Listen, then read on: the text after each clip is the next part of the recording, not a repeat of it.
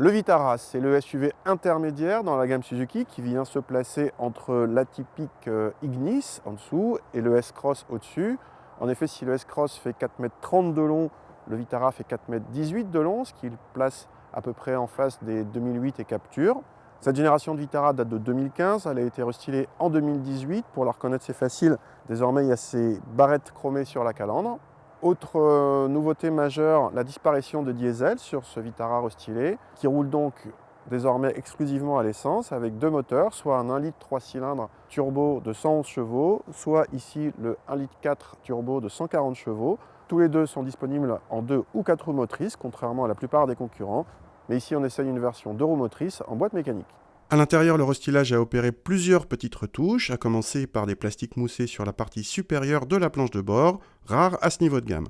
L'horloge centrale a également été changée pour s'harmoniser avec le graphisme du combiné d'instruments. On note également la présence d'aides à la conduite moderne comme le freinage d'urgence automatique avec détection piéton. L'ensemble présente plutôt bien pour la catégorie, bien mieux qu'un Captur par exemple. À l'arrière, l'habitabilité fait partie des atouts du Vitara qui peut accueillir 2 adultes, même assez grands, confortablement. Le coffre dépasse les 400 décimètres-cubes, un bon score pour la catégorie, et bénéficie d'un plancher modulable en hauteur, toujours appréciable. Au volant de ce Vitara, on a plusieurs bonnes surprises. D'abord, il faut savoir qu'il est plus léger que la plupart de ses concurrents. Qui dit plus léger dit à puissance équivalente des performances supérieures. Et ça se ressent avec 140 chevaux. Il n'est pas question d'une voiture sportive, mais Suzuki annonce moins de 10 secondes pour le 0 à 100. Et de fait, on a toujours l'impression qu'on en a un petit peu sous le pied. Même sur les derniers rapports, ça relance bien. Donc c'est agréable à peu près en toutes circonstances. En plus, il y a une bonne douceur d'utilisation. Qui dit léger dit aussi comportement routier plus vif, plus agile. On ressent moins d'inertie sur les petites courbes, ça aussi c'est agréable.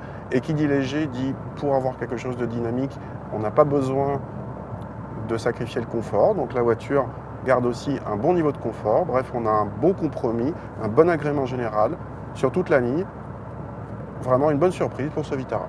Qui dit léger devrait dire également consommation réduite. Sur ce point, ce Vitara est moins probant et se contente d'être légèrement inférieur à la moyenne de la catégorie, avec un appétit équivalent au T-Roc TS650, mais un Arona TS650 ou un Captur TCE 150 sont sensiblement plus sobres. En tarif, on revient dans la légèreté puisque notre modèle d'essai reste sous la barre des 24 000 €. C'est beaucoup moins cher que le T-Roc et également moins cher que le Captur ou l'Arona à équipement équivalent. Bref, c'est à peu près un sans faute pour ce Vitara.